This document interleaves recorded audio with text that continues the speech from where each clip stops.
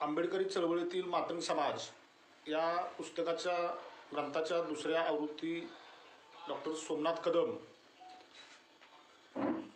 यांनी हे आपण पाहत असाल आंबेडकरी चळवळीतील मातंग समाज या ग्रंथाच्या दुसऱ्या आवृत्तीच्या निमित्तानं आज ऑनलाईन व्याख्यानमालेमध्ये इथं या प्रकाशनाच्या निमित्तानं उपस्थित असलेले डेमोक्रॅटिक पार्टी ऑफ इंडियाचे संस्थापक अध्यक्ष सन्माननीय प्राध्यापक सुकुमारजी कांबळे साहेब, त्याचबरोबर महाराष्ट्रातील ज्येष्ठ विचारवंत साहित्यिक लेखक म्हणून त्यांच्याकडे बघितलं जातं ते प्राध्यापक गौतमीपुत्र कांबळे साहेब, या राज्यातील मातंग समाजाला उद्यमशील आणि उद्योगशील बनवण्यासाठी अहोरात्र झटणारे आमचे मार्गदर्शक सन्माननीय अधिकरावजी लोखंडे साहेब, सादामते साहेब, त्याचबरोबर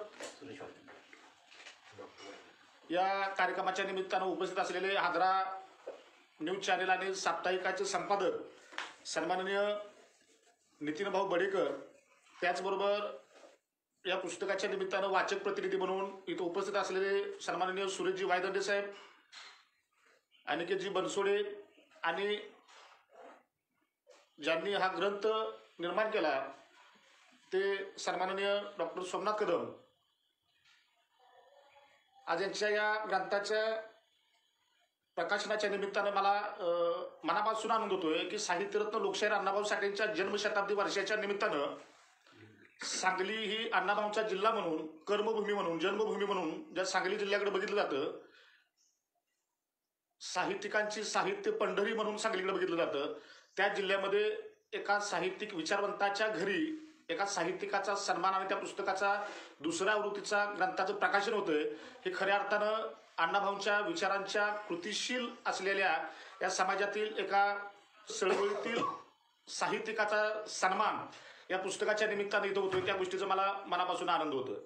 खरं वास्तविक या पुस्तकाच्या निमित्तानं एक 2 मिनिटं जरा थोडंसं पाठीमागं जायचं म्हटलं तरी फुले शाहू आंबेडकरी चळवळ आणि ह्याच्यामधला जो काय आंबेडकरवाद आहे हा समाजापर्यंत घराघरापर्यंत पोहोचवण्यामध्ये जे काही मातंग समाजाच्या चळवळीतील नेत्यांनी जे काही योगदान दिलेलं आहे त्याच्यामध्ये आपण जे पाहत असाल ते आदरणीय प्राध्यापक सुकुमारजी कांबळे साहेब आणि गौतमीपुत्र कांबळे जे आपल्या समोर बसले, एक चांगला विचार या समाजाला देऊन फुले शाहू आंबेडकरांच्या चळवळीमध्ये निळा झेंडा घेऊन या समाजाला दिशा देण्याचं काम, पुढच्या पिढीचा विचार घेऊन काम करण्याचं, धाडस घेऊन काम करण्याचं काम ज्या पिढीने केलंय त्या पिढीच्या सन्मानानं किंवा ही पिढी ज्या लोकांचा सन्मान करते आहे त्याच्यामध्ये एक साहित्यिक म्हणून डॉक्टर सोमनाथ कदम यांचं या राज्यभरामध्ये नाव आहे, ते होतंय आणि ते अण्णाभाऊंच्या जन्मभूमीत होतंय.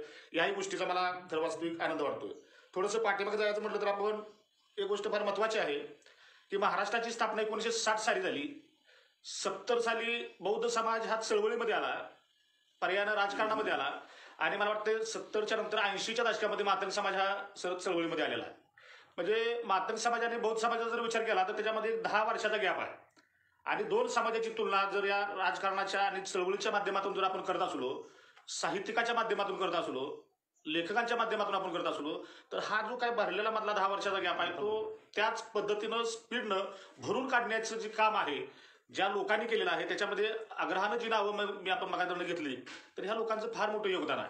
आणि या 70 आणि 80च्या ह्या 10 वर्षाचा गॅप भरून काढताना समाजाला चळवळ करणारा किंवा समाजाची वळवळ ही या समाजापर्यंत या सत्ताधाऱ्यांच्या पर्यंत येण्यासाठी जी काय अहोरात्र पद्धतीनं काम केलेलं आहे ते या सगळ्या मान्यवरांनी केलंय. मी फक्त एवढंच या आजच्या या ग्रंथाच्या प्रकाशनाच्या दुसऱ्या आवृत्तीच्या निमित्तानं एवढंच सांगेन की आदरणीय कदम सरांच्या या ग्रंथाच्या निमित्तानं मुंबईमध्ये कार्यक्रम झाला, पुण्यामध्ये कार्यक्रम झाला आणि तिसरा कार्यक्रम हा दुसऱ्या आवृत्तीचा हा सांगलीमध्ये होतोय. फक्त मी डेमोक्रॅटिक पार्टी ऑफ इंडियाच्या वतीनं या निमित्तानं मी एवढं म्हणेन की प्राध्यापक सुकुमार कांबळे साहेबांनी जो काही निर्णय घेतलेला आहे की अण्णाभाऊंच्या जन्मशताब्दीच्या निमित्तानं या राज्यातील आंबेडकरी चळवळ सदृढ आणि बळकट करण्यासाठी झटणाऱ्या झोपणाऱ्या कार्यकर्ते असतील, साहित्यिक, लेखक, विचारवंत असतील, वेगवेगळ्या क्षेत्रामध्ये काम करणारी मंडळी असेल, अशा 100 नव्हे तर 101 लोकांचा अण्णाभाऊ हे बंडखोर साहित्यिक होते म्हणून अशा 101 लोकांना बंडखोर भूषण नावाचा पुरस्कार देऊन आदरणीय प्राध्यापक सुकुमार कांबळे यांनी गौरव करण्याचा निर्णय घेतला.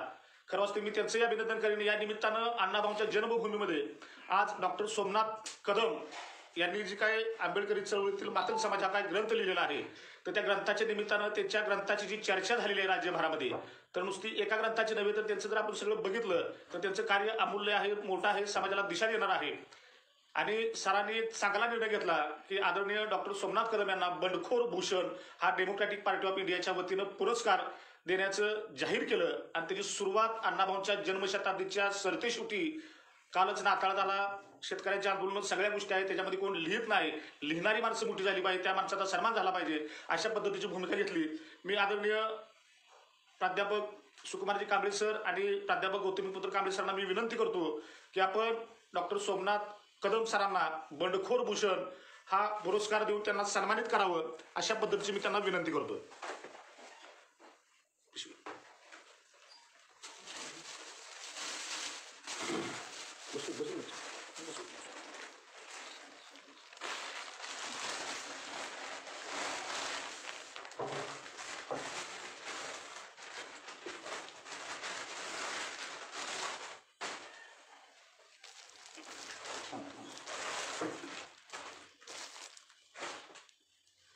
अण्णाभाऊसाठी देतो ते ह्या म्हणजे अनंत आहे काही चालू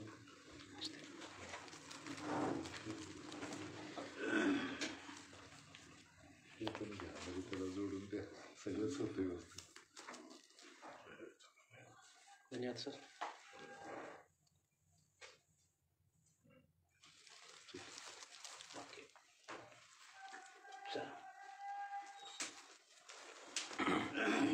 नमस्कार, मी प्राध्यापक डॉक्टर सोमनाथ कदम. आंबेडकरी चळवळीतील मातंग समाज या माझ्या ग्रंथाची पहिली आवृत्ती डिसेंबर 2019मध्ये मागील वर्षी प्रकाशित झाली. त्यानंतर लॉकडाऊनचा कालखंड असतानासुद्धा वर्षभराच्या आत या ग्रंथाची दुसरी आवृत्ती त्या ठिकाणी प्रकाशित झाली. या दुसऱ्या आवृत्तीनिमित्त चांगली या ठिकाणी चर्चासत्र व्हावी अशी अपेक्षा अनेकांची होती. ते या निमित्ताने पूर्ण होत आहे. हे चर्चासत्र ऑनलाईन आणि ऑफलाईन अशा दोन्ही पद्धतीने होत आहे आणि एकाच वेळी आपल्यासारखे हजारो दर्शक याचा लाभ घेत आहेत, त्याचा मला आनंद वाटतो.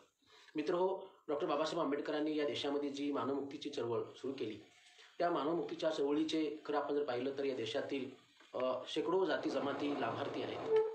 परंतु बाबासाहेब आंबेडकरांच्या चळवळीच्या एवढ्या वर्षानंतरसुद्धा हा आंबेडकरी विचार आपण सर्व समाजामध्ये ताकदीने सर्वांपर्यंत पोहोचवू शकलो नाही.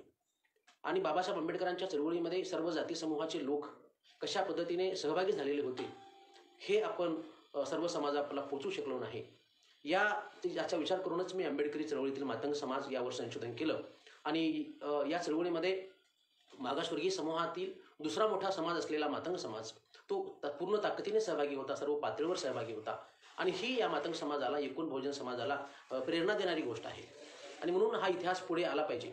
हा जो प्रेरणादायी इतिहास आहे तो चळवळीला बळकट करणारा आहे, मातंग समाजाच्या चळवळीला संदिग्धतेतून बाहेर काढणारा आहे, आपल्या विकासाचा सम्यक मार्ग कोणता हे सांगणारा हा विचार आहे.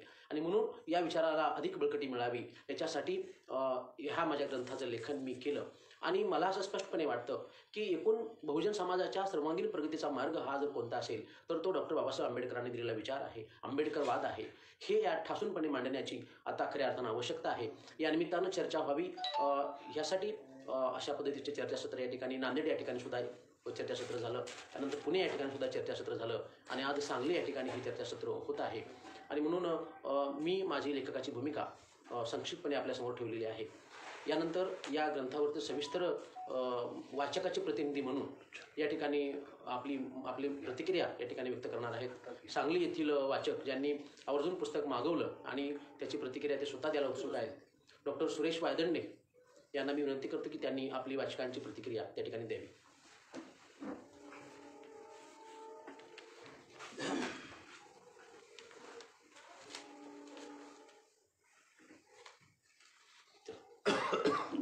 जय भीम, जय लवंगी, जय शिवराय. मी डॉक्टर सुरेश नाना वायदंडे. मी ॲक्च्युली डॉक्टर बालरोगतज्ञ आहे. आंबेडकर चळवळीतील मातंग समाज या सोमनाथ कदम लिखित ग्रंथाच्या दुसऱ्या आवृत्तीनिमित्त मी एक वाचक प्रतिनिधी म्हणून इथं हजर आहे. आयोजकांनी मला एक बोलण्याची संधी दिली, त्याबद्दल मी आयोजकांचे व लेखक यांचे आभार मानतो. त्यांचे अभिनंदन करतो व त्यांना पुढील कार्यासाठी शुभेच्छा देतो. पुस्तकाची सुरुवात करताना लेखकांनी संवाद लिहिलेला आहे. ते एक पानाच्या संवादामध्ये लेखक कोणत्या कारणासाठी लिहिलेलं आहे पुस्तक हे त्याच्यातून बोध होतो. यावरून लेखकाच्या कुशाग्र बुद्धिमत्तेचं दर्शन होते. त्यानंतर प्रस्तावना सोमनाथ कटारे मुंबई यांनी लिहिली आहे. प्रदीर्घ प्रस्तावना लिहिली आहे असं दिसतं, कारण 16 पानाची प्रस्तावना आहे. सदर प्रस्तावनेमध्ये अनेक गोष्टी ज्या लेखकाच्या पुस्तकामध्ये नाहीत त्या व्यक्त झालेल्या आहेत. असो, त्यानंतर पुस्तकाची सुरुवात मातंग समाजाच्या हिस्ट्रीनुसार केली आहे. मातंग समाज हा जैन धर्मामध्ये आणि बुद्ध धर्मापासून होता. त्यामुळे सोमनाथ कदम यांचं मत असं आहे की कदाचित त्यावेळीपासून मातंग ही जात असावी. त्यामध्ये असाही उल्लेख आहे की तथागत गौतम बुद्धाच्या काळामध्ये जातक कथा आहे, त्या कथेमध्ये एक मातंग ऋषी होते आणि त्या ऋषींना बोधिसत्ता किंवा बोधिसत्व मानलं जायचं. त्यामुळं मातंग समाज हा किती पुरातन आहे याविषयीची माहिती त्यांनी सुरुवातीला दिली आहे. त्यानंतर ब्रिटिशकालीन मातंग समाजाविषयी माहिती त्यांनी दिलेली आहे. ब्रिटिशांच्या काळी थोर समाजसुधारक ज्योतिराव फुले, त्यानंतर ज्योतिराव फुलेंचे कार्य सिद्धीस नेण्यासाठी आद्य क्रांतिकारकांचे गुरु लहुजी वस्ताद साळवे व त्यांची पुतणी मुक्ता साळवे यांचा निबंध याविषयी पण त्यांनी उहापोह केलेला आहे. त्यानंतरचे मागासवर्गीयामध्ये प्रथमतः मागासवर्गीयांना रिझर्वेशन देणारे राजश्री छत्रपती शाहू महाराज त्यांचे कार्य आणि दलितांसाठी झटणारे महर्षी विठ्ठलरामजी शिंदे यांची माहितीसुद्धा दिलेली आहे. त्यानंतर त्यांनी मातंगाचे पुढारी म्हणून 2 व्यक्तींचा उल्लेख केलेला आहे. ते म्हणजे के सकाटे आणि बापू धोंडी वायदंडे. हे बापू धोंडी वायदंडे आणि के सकाटे हे सुरुवातीच्या काळामध्ये डॉक्टर आंबेडकर साहेबांच्या बरोबर होते, त्यांच्या विचाराने प्रेरित होते. पण नंतरच्या काळामध्ये ते त्यांच्यासोबत दिसलेले नाहीत. लेखकांनी कुठंही ते आंबेडकरांच्या विरोधात होते असं लिहिलेलं नाही, परंतु प्रस्तावनेमध्ये जे लेखकांच्या प्रस्तावना लिहिली आहे त्याच्यामध्ये ते विरोधक होते असं त्या प्रस्तावनेमध्ये लिहिलेलं गेलेलं आहे. तर के सकाटे आणि बापू धोंडी वायदंडे हे त्यावेळी मातंगावर जे अन्याय होत होते त्यांना प्रत्येक वेळी हजेरी द्यायला लागत होती, त्यासाठी ते ब्रिटिशाकडं मागण्या करत होते. नंतरच्या काळामध्ये पुणे येथील काळोखे फॅमिली म्हणजे रामचंद्र काळोखे आणि के काळोखे हे 2 बंधू पुणे येथील मूळचे ते पुणे येथील आंबेगावचे, परंतु मुंबईमध्ये ते स्थायिक झाले. बाबासाहेबांच्या प्रयत्नाने ते जय रुग्णालयामध्ये नोकरी लागले आणि त्यांचे मेहुणे भागवत पवार व त्यांचे दुसरे भाऊ जिजाराम पवार असे हे 4 लोक 2 फॅमिली शेवटपर्यंत बाबासाहेबांच्या बरोबर होते. त्यांनी काळाराम मंदिरपासून ते अगदी सर्व कार्यामध्ये बाबासाहेबांच्या सोबत काम केले होते. त्याच्यानंतर मुंबई येथील DC वायदंडे आणि त्यांची पत्नी शकुंतला वायदंडे हे दाम्पत्य सुद्धा बाबासाहेबांच्या सोबत सुरुवातीपासूनचे होते. त्या काळामध्ये शकुंतला वायदंडे यांनी हिंदी राजघटनेचा वारसा नावाचा छोटा ग्रंथ लिहिला होता. ॲक्च्युली 1935च्या दरम्यान एखाद्या स्त्रीनं एखादा ग्रंथ लिहावा ही दलित साहित्यामध्ये फार मोठी क्रांती होती, पण दलित साहित्यामध्ये कुठेही त्याचा उल्लेख पण दिसत नाही. आणि सर्वात महत्त्वाचे म्हणजे DC वायदंडे 1936 साली जून 1936 मुंबई इलाका मातंग परिषद भरवली होती. त्या परिषदेचे ते सेक्रेटरी होते. परिषदेचा मुख्य उल्लेख करणे आवश्यक आहे, कारण ती परिषद धर्मांतरासंबंधी होती आणि त्या परिषदेचे सकट हे DC वायदंडे हे सुरुवातीला कार्याध्यक्ष होते, नंतर ते जनरल सेक्रेटरी म्हणून होते. त्यानंतर माणगाव परिषदेचा उल्लेख येतो, कारण माणगाव परिषदेमध्ये स्वतः राजश्री शाहू महाराज हजर होते. माणगाव परिषदेसाठी केशव सकाटे हे उच्च शिक्षित व्यक्ती, बाबासाहेबांचे मातंग समाजातील व्यक्ती बाबासाहेबांच्या सोबत होते. शिवाय कोल्हापूर येथील ॲडव्होकेट तुकाराम गणेशाचार्य हे बाबासाहेबांचे चांगले मित्र होते. त्यामुळे हे दोन्ही बाबासाहेबांनी स्थापन केलेल्या संस्थेमध्ये सभासद सुद्धा होते. त्यानंतरच्या काळामध्ये सोलापूर येथील कार्यकर्त्यांचा उल्लेख करावासा वाटतो, तर त्यामध्ये RG खंडाळे, BY सर्वदेव, केरू जाधव हे त्रिमूर्ती सुरुवातीपासून बाबासाहेबांच्या बरोबर होते. इतकंच काय, त्यांनी बाबासाहेबांच्या नंतर RPI पक्षात सुद्धा कार्य केले आहे व ते शेवटपर्यंत बौद्ध होऊन बाबासाहेबांच्या शेवटपर्यंत त्यांनी साथ दिलेली होती. याशिवाय सोलापूर जिल्ह्यातील अनेक कार्यकर्त्यांचा उल्लेख येथे करणे आवश्यक आहे. सर्वात महत्त्वाचे म्हणजे श्रीपती शिंदे नावाचे उस्मानाबादचे कार्यकर्ते होते. त्यांनी बाबासाहेब जेव्हा लंडनला गेले होते त्यावेळी त्यांना बाबासाहेब हेच आमचे पुढारी आहेत हे ठासावून सांगण्यासाठी मुंबईला 33 रुपये 50 पैसे खर्च करून तार केली होती. या व्यतिरिक्त पुण्यामधील बाळासाहेब शेंडगे नावाचे कार्यकर्ते होते. ते बाबासाहेबांच्या पूर्वीपासूनच इंग्लिशवर प्रभुत्व असल्यामुळं इंग्रजांशी पत्रव्यवहार करत होते. त्यांचे मेवणे सीताराम लांडगे हे सुद्धा बाबासाहेबांच्या बरोबर शेवटपर्यंत होते. त्या सर्व लोकांनी 1936 साली मातंग लोकांची जी परिषद निर्माण झाली होती, परिषद घेतली होती जून 1936 साली, त्या परिषदेला सर्व 7 ते 8 हजार लोक हजर होते. त्यानंतर अहमदनगर येथील ज्योती धोंडीराम साठे यांनी वस्त्रगृह स्थापनेमध्ये बाबासाहेबांना मदत केली होती. आज रोजी सुद्धा त्यांचा मुलगा पोपटराव साठे हा वस्त्रिकाचा डायरेक्टर म्हणून काम करतो. त्या वस्त्रिकातीलच एक विद्यार्थी बाबूराव भारसकर हे होते. या व्यतिरिक्त के.बी. मोरे नावाचे गृहस्थ कारारामंदिर सत्याग्रहामध्ये त्यांनी सवर्णाचा हल्ला स्वतःच्या अंगावर झेलला होता. ते बौद्ध सुद्धा झाले होते, परंतु त्यांच्या कुटुंबाची परवड झाली. त्यांना महार लोकांनी ॲक्सेप्ट केलं नाही, मातंगांनी त्यांना झिडकारलं. अशा परिस्थितीत त्यांनी त्यांच्या मुलाचं नागसेन नाव ठेवलेलं पुन्हा नागेश केलं. ह्याचा सुद्धा उल्लेख लेखकांनी केलेला आहे. अशा प्रकारे हजारो लाखो मातंग समाजातील लोक बाबासाहेब सोबत होते. त्यामध्ये स्त्रियांचा सुद्धा सहभाग होता. स्त्रियांमध्ये गीताबाई पवार मूळच्या कर्नाटकच्या, परंतु वस्तिगृहात राहून त्यांनी बाबासाहेबांचं कार्य केलं. श्रीमती मदाळे व श्रीमती भोळे यांच्या समेत राहून त्यांनी कार्य केलं. त्याच्या व्यतिरिक्त शांताबाई सकाटे नावाची एक व्यक्ती होती. ती तरुणपणी 1936 साली बाबासाहेबांच्या कार्याने प्रेरित होऊन बाबासाहेबांनी भाषणामध्ये सांगितलं की महारमाग ही जात नसून दोन्ही एकच आहेत, त्यांची लग्न झाली पाहिजे, रोटीबेटी व्यवहार होईल. तर त्याच मंडपामध्ये बाबासाहेबांच्या प्रेरणेने त्यांनी एका महार तरुणाशी लगेच लग्न केले. हे शांताबाई सकाटे हे त्यांचं नाव. त्याशिवाय कोल्हापूरची माता मोरे, माधवराव बागल हे कोल्हापूरचे भाई माधवराव बागल यांनी बाबासाहेबांचे जिवंतपणी कोल्हापूरच्या बिंदू चौकामध्ये एक पुतळा बसवला होता. तर ते पुतळा समितीमध्ये हे माता मोरे हे सदस्य होते. बाबासाहेबांच्या जीवनपणी कोल्हापुरात जो पुतळा बसवला त्या समितीचे सदस्य होते. माता मोरे हे माझ्या वहिनीचे आजोबा असल्यामुळे मी त्यांच्या संपर्कात अनेकदा आलो होतो. त्यांनी त्यांच्या मृत्यूपत्रात लिहिले होते, मी हिंदू म्हणून जन्माला आलो असलो तरी हिंदू म्हणून मरणार नाही. त्यामुळे त्यांच्या मृत्यूनंतर गणेश मोरे त्यांनी सर्व बौद्ध पद्धतीने त्यांचे हे कार्य केले होते.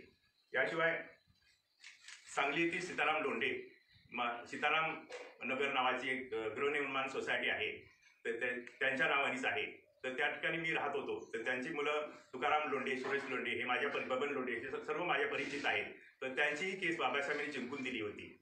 याशिवाय सर्वात महत्त्वाचा उल्लेख म्हणजे ॲडव्होकेट एल.बी. भिंगारदेवे, लक्ष्मण भिंगारदेवे उर्फ तात्यासाहेब भिंगारदेवे यांचा उल्लेख पण 2 ठिकाणी या पुस्तकामध्ये आहे. एक तर मातंग परिषद 1936 साली भरली होती, त्या परिषदेचे ते अध्यक्ष होते, परंतु ते परिषदेचे अध्यक्ष असून सुद्धा परिषदेला गैरहजर होते. आणि त्यांचा अनेक ठिकाणी एक श्रीपती शिंदे यांना ते काँग्रेसमध्ये या म्हणून सांगत होते, परंतु ते आले नाही. अशा 2 ठिकाणी त्यांचा उल्लेख आहे. Actually L.B.. भिंगारदेवे हे आमचे जवळचे स्नेही आमच्या वडिलांचे होते, त्यामुळे घरी येणे जाणे नेहमी सुरू होतं. तर एल.बी. भिंगारदेवे हे काँग्रेसचे गांधीवादी नेते होते.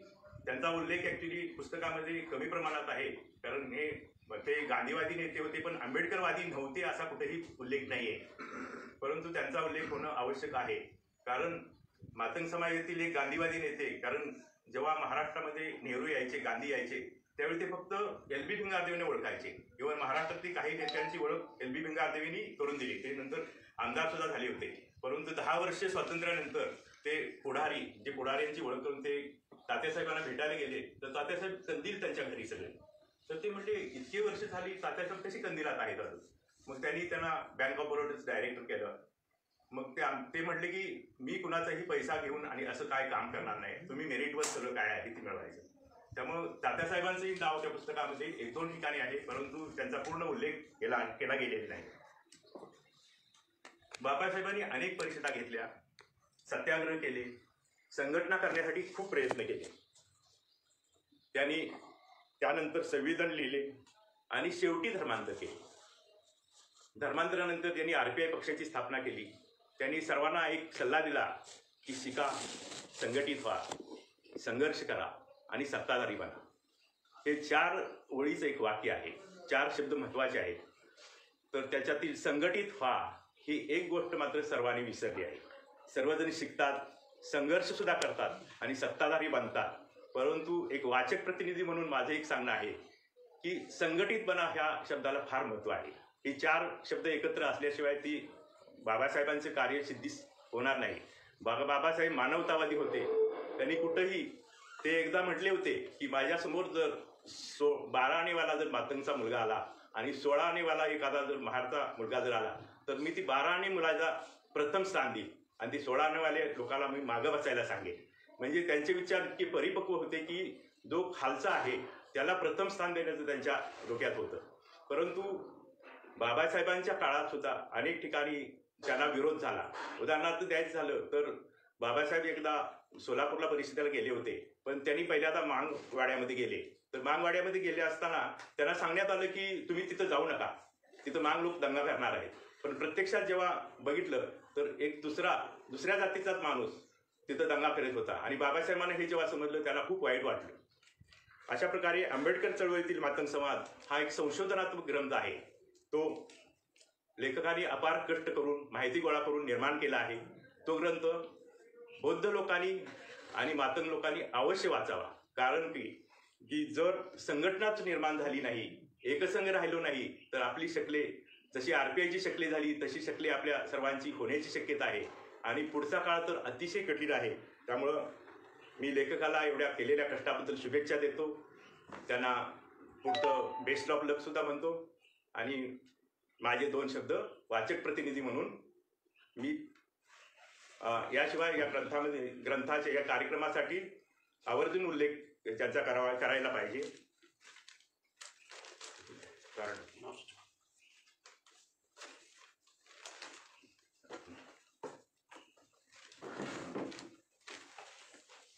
माननीय गौतमीपुत्र कांबळे संस्थापक अध्यक्ष सेक्युलर मुवमेंट महाराष्ट्र व माननीय सुकुमार कांबळे संस्थापक अध्यक्ष डेमोक्रॅटिक पार्टी ऑफ इंडिया या अतिशय मोठ्या लोकांच्या सानिध्यात मला बोलण्याची संधी दिली, 2 शब्द बोलण्याची संधी दिली, त्याबद्दल त्यांचेही मी आभार मानतो.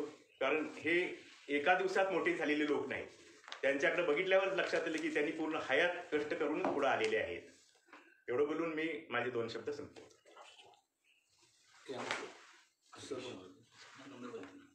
यानंतर डेमोक्रॅटिक पार्टी ऑफ इंडियाचे अध्यक्ष संस्थापक अध्यक्ष माननीय सुकुमार कांबळे साहेब प्रमुख वक्ते म्हणून आहेत. ते आपले 2 शब्द व्यक्त करतात. धन्यवाद. जय भीम. खरं तर आज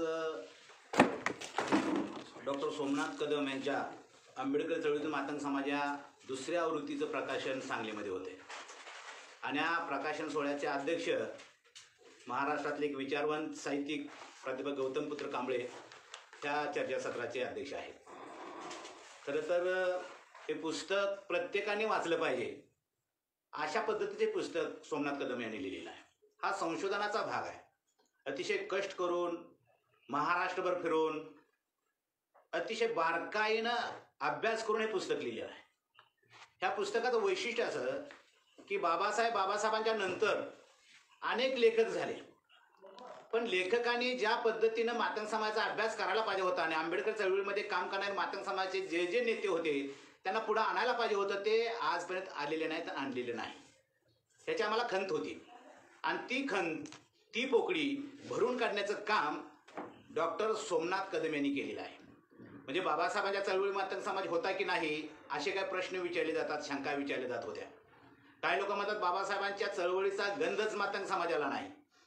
मातंग समाजाला चळवळच कळत नाही, ते आंबेडकरवादाकडे अजून झुकलेलेच नाहीत. अशा पद्धतीच्या अनेक शंका कुशंका विचारल्या जायच्या.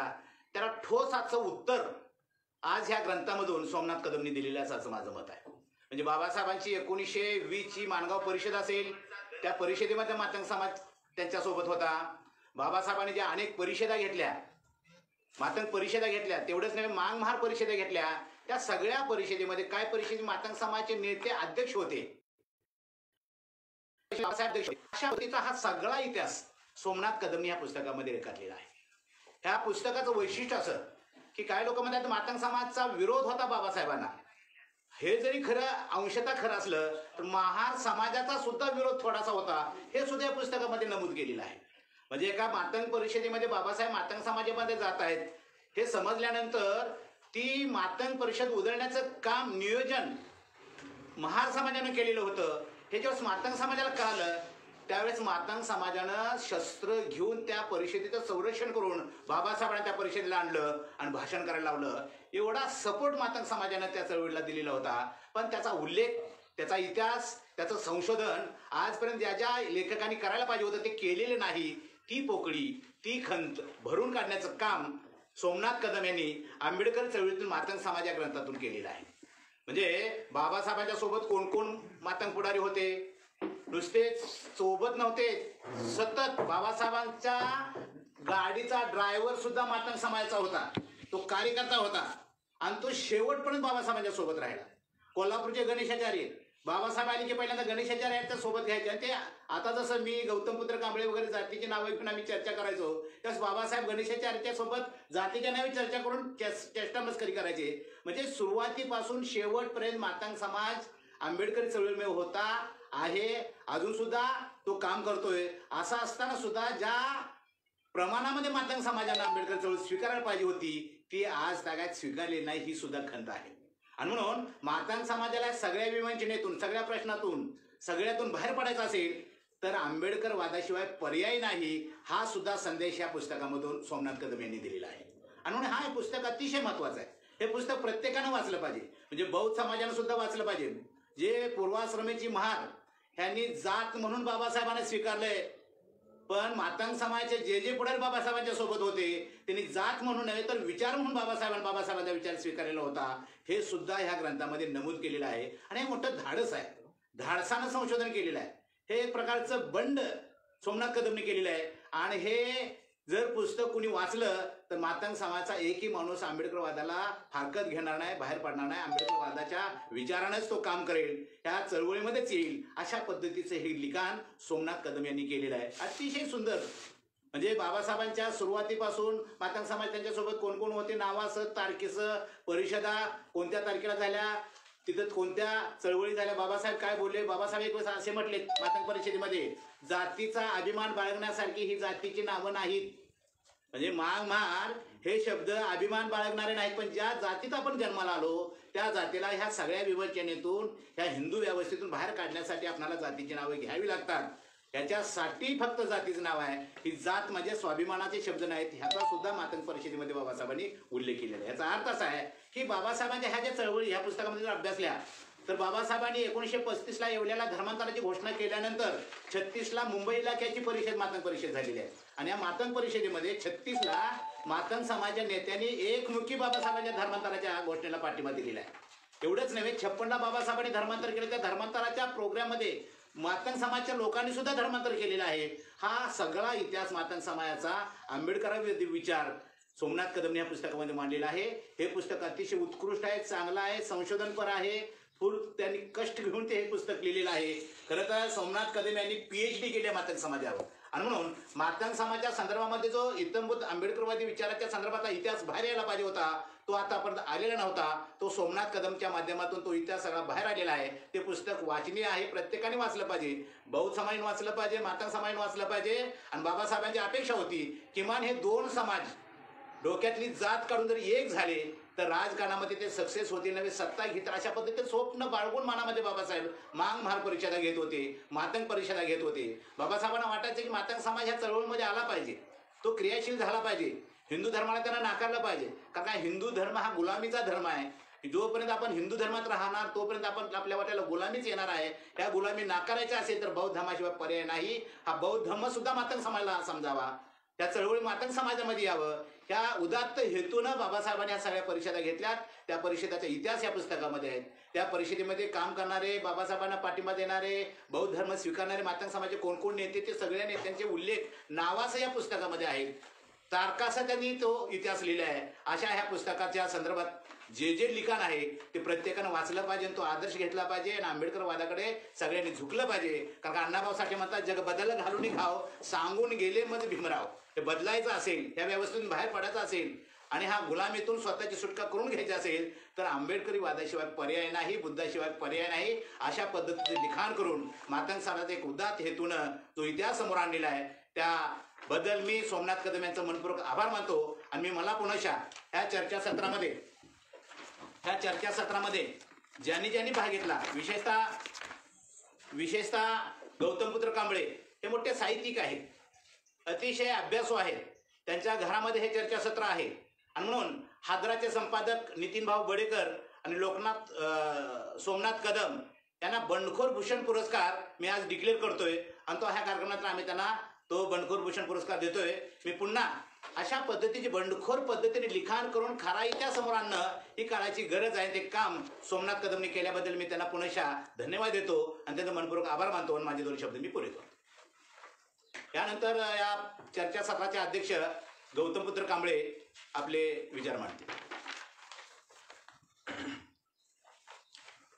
डॉक्टर सोमनाथ कदम लिखित आंबेडकरी चळवळीतील मातंग समाज या अतिशय महत्त्वपूर्ण अशा पुस्तकाच्या 2ऱ्या आवृत्तीच्या निमित्तानं हे ऑनलाईन चर्चासत्र सुरू आहे. यामध्ये सहभागी झालेले आमचे सहकारी मित्र प्राध्यापक सुकुमारजी कांबळे, अधिकरावजी सदामते, नितीन भाऊ बडेकर, संदीप ठोंबरे, अनिकेत बनसोडे आणि वाचक प्रतिनिधी म्हणून ज्यांनी आपलं मनोगत व्यक्त केलं ते डॉक्टर सुरेश वायदंडे, आमचे पुतणे अनिल कांबळे इथं बसलेले आहेत, सरकारी अधिकारी आहेत ते पण या निमित्तानं.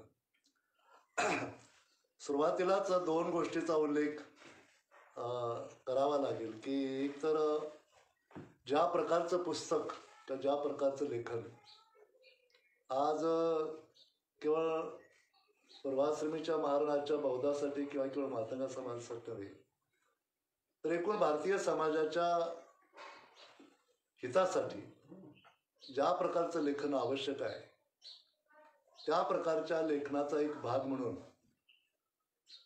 सोमनाथ कदम यांनी हे पुस्तक लिहिले. त्याचं मी आपल्या सेक्युलर मुवमेंटच्या वतीनं तर स्वागत करतोच, पण परिवर्तनवादी चळवळी जेवढ्या आहेत त्या अण्णाभाऊ साठेंच्या नावानं असतील, बाबासाहेब आंबेडकरांच्या नावानं असतील, फुलेंच्या नावानं असतील, या सगळ्या परिवर्तनवादी चळवळीच्या वतीनं मी या पुस्तकाचं स्वागत करतो आणि अभिनंदनही करतो सोमनाथ यांचं. या पुस्तकामध्ये मगाशी उल्लेख केला आमच्या सरांनी की काय हेतू आहे पुस्तक लिहिण्याचा लेखकाचा. त्याने असं म्हटलं की किमान महार आणि पूर्वाश्रमीचा महार आणि आत्ताचा बौद्ध आणि मातंग समाज जो आहे तर त्याने वाक्य वाचतो की महाराष्ट्रात पारंपरिक महारमांग संघर्ष रेखाटण्याऐवजी दलित समुदायातील या 2 घटकांना चळवळीत एकत्र आणण्यासाठी किंवा सांगण्यासाठी हा ग्रंथ उपयुक्त ठरेल असं त्याने म्हटलंय. हा उद्देश चांगला आहे. कोणत्याही गोष्टीचं मूल्यमापन हे 2 प्रकारे केलं जातं.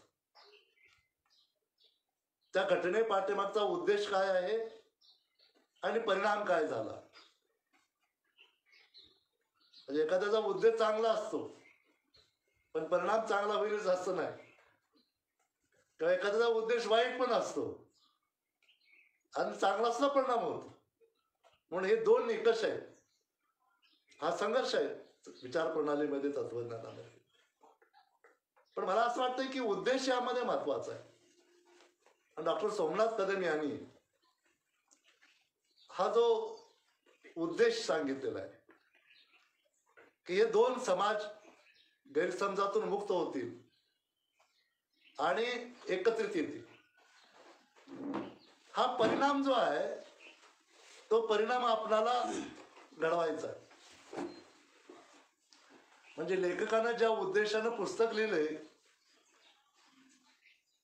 त्यांनी त्यांचा उद्देश पूर्ण केला.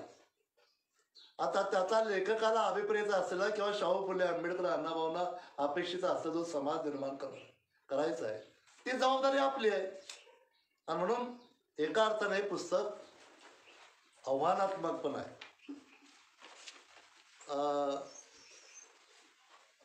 एक गोष्टीचा उल्लेख केला पाहिजे. आमचे मित्र सुकुमारजी कांबळे बोलले त्याच्यामध्ये की या पुस्तकामध्ये प्रामुख्याने बाबासाहेब आंबेडकरांच्या हयातीमध्ये जे जे वेगळ्या वेगळ्या समूहातले लोक सहभागी झाले त्यांचं कॉन्ट्रीब्युशन आहे. तर मला असं वाटतं की यामध्ये आंबेडकरी चळवळीतील मातंग समाज असं सुद्धा निर्माण करायची गरज आहे आता. तसे वस्तुस्थिती नाही. पुस्तकामध्ये जो प्रामुख्याने 80% जो भाग आलेला आहे त्याच्यामध्ये बाबासाहेब आंबेडकरांच्या बरोबर मातंग समाजातील काही लोक होते याच्या संबंधीच संशोधनाची जी काही मेथोडॉलॉजी आहे, पद्धती आहे, बौद्धिक शिस्त आहे, ती पाळून त्यांनी पुस्तक लिहिले. त्याच्याबद्दल दुमतच नाही, ते चांगलंच आहे. आणि जे ज्याचा उल्लेख नव्हता आतापर्यंत, उपेक्षित राहिलं होतं, ते त्यांनी आणलेलं आहे. त्याबद्दल त्यांचं अनेकदा अभिनंदन करणं गरजेचं आहे. परंतु आंबेडकरांच्या चळवळीमध्ये मातंग समाज असणं आणि आंबेडकर चळवळीमध्ये मातंग समाज असणं याच्यामध्ये भेद करायला पाहिजे. आणि म्हणून या पुस्तकामध्ये आंबेडकरांच्या चळवळीमध्ये, त्यांच्या कालखंडामध्ये मातंग समाजाचे जेवढे लोक होते तेवढे त्याच्यानंतर नाहीत. आंबेडकर चळवळी ही आंबेडकरोत्तर चळवळीमध्ये पण भाग आहे ना. आणि मग त्याच्यामध्ये नाहीत, त्याची कारणं त्यांनी 4थ्या प्रकरणामध्ये, शेवटच्या प्रकरणामध्ये दिली. ती सगळी कारणं आपल्याला वजा करावी लागतील. आणि मातंग समाजाला नव्हे तर ज्याला ज्याला माणूस म्हणून जगायचं आहे त्या सगळ्या समाजाला या आंबेडकरी समाजा विचारामध्ये आणणं गरजेचं आहे. आणि ती सुद्धा आपली जबाबदारी आहे असं मला वाटतं.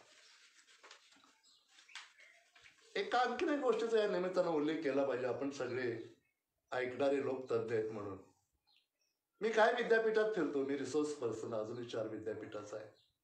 बऱ्याच ठिकाणी ती गरज पण आहे, नाही असं नाही, त्या समाजाचे लोक, विद्यार्थी त्या समाजावरती PhD करतात, संशोधन करतात प्रामुख्याने.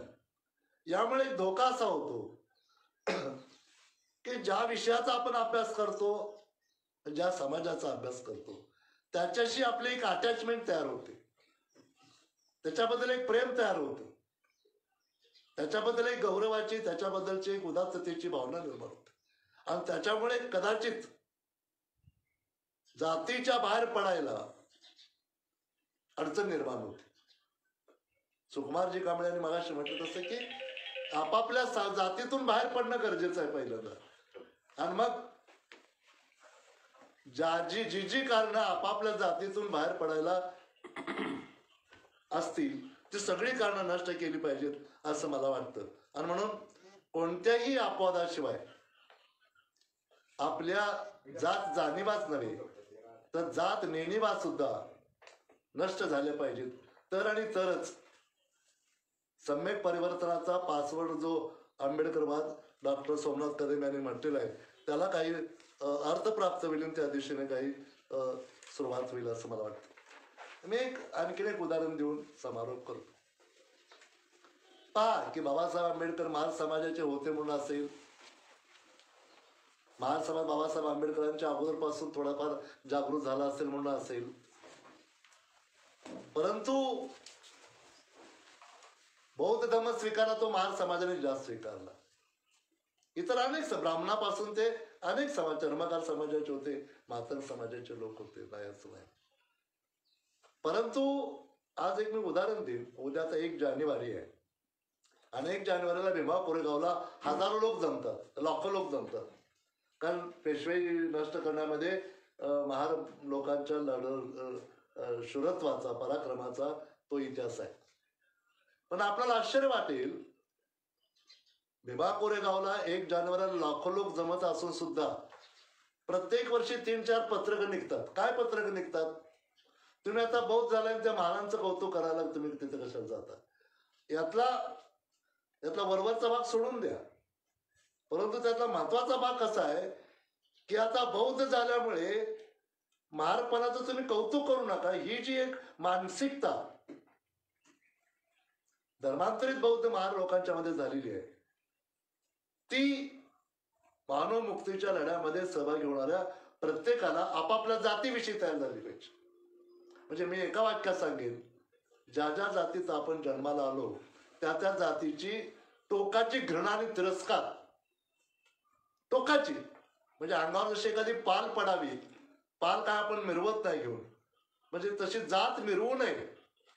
तर मला असं वाटतं सोमनाथ कदम यासारख्या एका तरुण संशोधकानं जे काही श्रम घेऊन थोडंफार आपल्या पुढे मांडण्याचा प्रयत्न केलाय त्याला कृतीत आणणं सोयीचं होईल असं मला वाटतं. सुकुमार कांबळेंनी सांगितलेला मुद्दा पुढे मांडून थांबतो. एक विचार करावा, गंभीरपणे विचार करावा की मातंग जातीमध्ये आणि मातंग आपलं हिंदू धर्मामध्ये राहिल्यामुळे आपलं कल्याण होईल का? मी गौतम पुत्र म्हणून सांगतो की मी लगेच असं म्हणणार नाही की तुम्ही धडधड धडधड बौद्ध धर्म स्वीकारा, असं नाही म्हणत मी. परंतु मातंग समाजामध्ये आणि हिंदू धर्मामध्ये राहून आपलं कल्याण होतंय की नाही याचा गांभीर्याने विचार करायची आज वेळ आलेली आहे मला असं वाटतं. आणि जर होत असेल तर आनंदाने राहा, आणि नसेल तर त्याला पर्याय स्वीकारा, त्याला पर्यायाचा विचार करा. आणि तो पर्यायाचा विचार करायचा असेल तर मग डॉक्टर सोमनाथ कदम यांनी अतिशय चांगल्या पद्धतीने संशोधन करून जे पुस्तक लिहिले, आणि मला आज या अण्णाभाऊ साठेंच्या जन्मशताब्दी वर्षामध्ये पुस्तक येते यालाही पुन्हा एक महत्वाचं आहे. अण्णाभाऊ साठ्यांच्या विचारांचं, साहित्याचं इंटरप्रिटेशन, त्याचा अन्वयात सुद्धा पुन्हा एकदा नव्यानं योग्य पद्धतीने लावायची गरज आहे.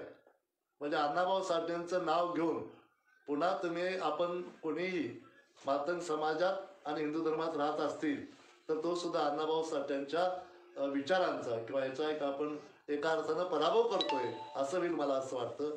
शेवटचा मुद्दा असा आहे की आंबेडकरी वाद किंवा आंबेडकर वाद हा जर मानव मुक्तीचा, सम्यक परिवर्तनाचा पासवर्ड असेल तर काय काय करावं 2-3 वाक्य सांगतो. पहिली गोष्ट अशी की प्रत्येक मातंग समाजातल्या कार्यकर्त्याने बाबासाहेब आंबेडकरांच्या विचारावर आधारलेल्या कुठल्या ना कुठल्या पक्ष संघटनेमध्ये सामील व्हावं. काय लोक म्हणतात एवढे पक्ष गटतट, म्हणतात त्यातला कुठलाही तुम्ही स्वीकारा ना, नसेल तर तुमचा एक वेगळा सुरू करा. मला गटतट पडल्याबद्दल कधीही दुःख झालं नाही. परंतु बाबासाहेब आंबेडकरांचा जसं अण्णाभाऊ साठे असतील, शाहू महाराज असतील, क्रांतिबा फुले असतील, बुद्ध असतील, या विचारावर आधारलेल्या कुठल्याही पक्ष संघटनेत तुम्ही सहभागी झालंच पाहिजे. अशा प्रकारे कुठल्याही पक्ष संघटनेत सहभागी न झालेला कार्यकर्ता हा चळवळीत आहे हे मी मानायला तयार नाही. म्हणून आंबेडकर पाचवार जो आपण आंबेडकरवाद म्हटलेलं आहे लेखन त्याला अर्थ येईल. नंबर 2, ठरवून महाराष्ट्रामध्येचा विचार केला तर मातंग समाजाने पूर्वाश्रमीच्या महार समाजावरतीच अन्याय अत्याचार होतो. प्रत्येक वेळेला ठरवून जेव्हा अन्याय अत्याचार होईल तेव्हा मातंग समाजाने, बौद्ध समाजाने एकत्रित आंदोलन करावं. 2 दिवस लेट झालं तरी हरकत नाही, परंतु ठरवून इथून पुढे कुठल्याही जिल्ह्यामध्ये अन्याय अत्याचाराच्या विरोधात या 2 समाजाचे लोक रस्त्यावरती एकत्रित आलेत असा एक मॅसेज जाणं गरजेचं आहे असं मला वाटतं. तिसरा मुद्दा असा की या दोन्ही समाजातल्या कार्यकर्त्यांनी पुन्हा पुन्हा पुन्हा पुन्हा सातत्यानं एकत्रित बसावं, विचार विनिमय करावा, त्यांची अभ्यास शिबिरं घ्यावी, अशासारख्या पुस्तकांच्या चर्चा पुन्हा पुन्हा कराव्यात. रोटी व्यवहाराचं सोडून द्या, पण बेटी व्यवहार होतील अशा प्रकारचं पोषक वातावरण तयार करा. लग्न ही जबरदस्तीची गोष्ट नाही, परंतु या 2 समाजातील किंवा अस्पृश्य समाजातील मुलं मुली एकमेकाशी विवाह करतील अशा प्रकारचं सामाजिक पर्यावरण आपण तयार करणं सुद्धा गरजेचं आहे असं मला वाटतं. आणि पारंपरिक धर्म नाकारणे, आणि बाबासाहेबांनी जो काही धम्म दिला, धम्मक्रांती केली बुद्धाचा, त्याचा गांभीर्याने पुन्हा एकदा विचार करण्याची गरज आहे. मगाशी 2दा उल्लेख झाला म्हणून करतो की समजा मातंग समाजातल्या काही लोकांनी बौद्ध धर्म स्वीकारला, डॉक्टर सोमनाथ कदमने त्या पुस्तकामध्ये काय उल्लेख केले, आणि त्यांना पूर्वाश्रमीच्या किंवा अगोदर झालेल्या बौद्ध लोकांनी नीट वागणूक दिली नाही. मला असं वाटतं हा मुद्दा इनव्हॅलिड आहे. तुम्हाला बुद्धाचा विचार पटला ना, बुद्धाची जीवन पद्धती पटली ना, तुम्ही स्वीकाराने चालायला लागा. तुमचं स्वागत आणि तुमचा स्वीकार करताय की नाही याची फिकीर करू नका. तुम्हाला मुली देत आहेत की नाही, तुम्हाला जेवायला बोलवत आहेत की नाही, तुम्हाला मान सन्मान करतायत की नाही, हा मुद्दाच गौण आहे. जगभर बौद्ध धर्म स्वीकारलेला आहे, तिथं कुठं मातंग मारवाद आहे. तेव्हा तुम्हाला विचार म्हणजे लक्ष्मण मानेने जेव्हा हे आंदोलन सुरू केलं किंवा आपले बीडचे काय नाव त्यांचं एकनाथ आव्हाड आणखीन एक दुसरे अशी जी मंडळी होती त्यावेळेला ते आम्हाला म्हणायचे स्वागत. पण आम्ही कोण स्वागत तुमचं करणार बौद्ध लोक झालेले? तुम्हाला बौद्ध धर्म स्वीकारायचा आहे, तुम्हाला बौद्ध तत्वज्ञान पटलेलं आहे, या भारतासारख्या जाती धर्मात पंथात अडकलेल्या गुलामगिरीतून तुम्हाला मुक्त व्हायचं आहे. बुद्ध त्याचा मार्गदाता आहे, तुम्ही मार्गाने त्यात चला. तुमचं स्वागत कोण करतंय किंवा तुमचा तिरस्कार कोण करतंय याची फिकीर अजिबात करू नका. या पद्धतीने चालू आपण तर मला असं वाटतं की मग ते एक मोठी अडचण होईल. तत्वज्ञान तुम्हाला समजलं, बुद्धाची जीवन प्रणाली तुम्हाला आवडली, बुद्धाचं आचारसंहिता आपल्याला आवडली, मानव मुक्तीचा तो विचार म्हणून आवडला, तर तो तुम्ही स्वीकारा. अहो याच्यामध्ये अशा प्रकारचा विचार करायला सुरुवात केली की त्या माणसामध्ये पहिला संघर्ष होतो, दुसरा संघर्ष प्रिय व्यक्तीबरोबर होतो, तिसरा संघर्ष कुटुंबाबरोबर होतो, चौथा संघर्ष त्या जातीबरोबर होतो. त्यातून तो जर जिवंत राहिला तर मग आपल्या शत्रूबरोबर राहायला शिल्लक राहतो. तेव्हा ही प्रोसेस आहे, त्याला मी कुणाला दोष देत नाही. भारतात आपण जन्माला आलो, वेगवेगळ्या जातीमध्ये जन्माला आलो, हीच खरी शोकांतिक आहे. आणि बुद्ध, बाबासाहेब, शाहू फुले, आंबेडकर, अण्णाभाऊ यासारखे महान विचारवंतांचा वारसा या सगळ्या समाजाला लाभलेला आहे, ज्याचा उल्लेख पुस्तकात केलाय म्हणून मी करतो. मातंग आणि महार समाजाला लाभलेला आहे, तर त्या मार्गाने आपण जाण्याचा प्रयत्न करूया. आणि मला असं वाटतं हे पुस्तक अकॅडमिक किती चांगलं आहे, त्याचं कव्हर किती चांगलं आहे, त्याचे टायपिंग किती चांगलं आहे, याच्यापेक्षा या पुस्तकामध्ये लेखकानं जी अपेक्षा व्यक्त केली आहे त्या अपेक्षेची पूर्ती करायला जेवढे लोक तयार होतील तेवढं त्या पुस्तकाचं यश अधिक होईल. आणि मला असं वाटतं तशा प्रकारची प्रेरणा या पुस्तकातून मिळावी अशी अपेक्षा व्यक्त करतो. आणि पुन्हा एकदा लेखक सोमनाथ कदम यांचं अभिनंदन करतो आणि पुढच्या शुभेच्छा देऊन मी थांबतो. जय भीम.